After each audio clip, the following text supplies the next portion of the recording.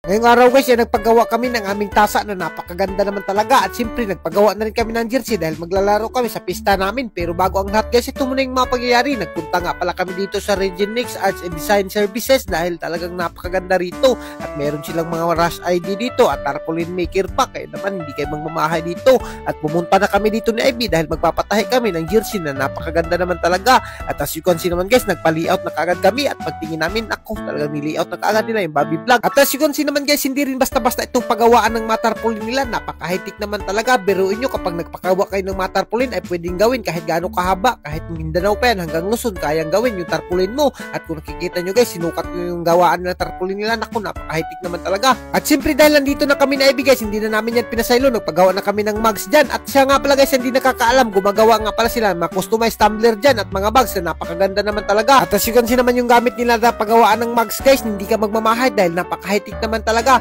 At siya nga pala guys, gumawa nga pala kami dito ng magic mugs na napakaganda talaga. Sabi ni Sir ay talagang umiit yun to kapag nalagyan ng init, kaya naman hindi namin yan pinasaylo. At yung nakikita nyo naman guys, hindi talaga ako nagmamahay nang nagpagawa kami na Ivy dito ng mugs namin. Ako medyo marami-rami na nga yung mugs namin. At siya nga pala guys, kapag gusto nyo humingi ng mugs namin ay bibigyan namin kayo. Talagang hindi kayo magmamahay rito. At dahil curious talaga kami sa mugs namin kung iitim ba, naku, tinistingan namin. Pag tistingan pala namin ay magic mugs nga pala talaga. Nung binasa ko ng tubig, biglang umitim. Naku, napaka-high-tech naman talaga. Dito lang yan sa Regenix, hindi ka magmamahay dito sa mga mugs. At hindi rin lang yung mugs ginagawa nila dito guys, gumagawa din sila ng mga kalo dito, mga polo shirt na napakaganda naman talaga. Biruin nyo guys, nagpagawa yung MPBL dito sa kanila. Naku, ganyan talaga sila kabagtik. At siya nga pala guys, pinasilip na rin kami ni Sir dito ng production ng mga jersey nila. Naku, nandito pala lahat nakatambak ng mga jersey nyo na pinapatahi. At hindi na kayo magpadugay-dugay dito guys dahil napaka-basic lang talaga sa kanila at napakaganda pa ng quality ng mga tila nila. At nung nasilip ko yung production nila dito guys, naku, hindi na talaga ako nagmamahay na dito ako nagpatahi sa Regenix dahil napakaganda talaga at napakapulido ng pagkagawa nila. As you can see naman yung heat press nila guys, napakaganda talaga ng mga kinalabasan. Ganito talaga sila ka-quality gumawa dito sa Regenix. Alam nyo ba guys, pagtingin namin ni Ivy dito, hindi rin basta-basta yung mga trabaho nila dito, kaya naman wag nating iparas kapag nag-order tayo. Pero naku, kahit napakalisod yung trabaho nila, napakapulido naman talaga yung mga ginagawa nila dito at napakaganda pa.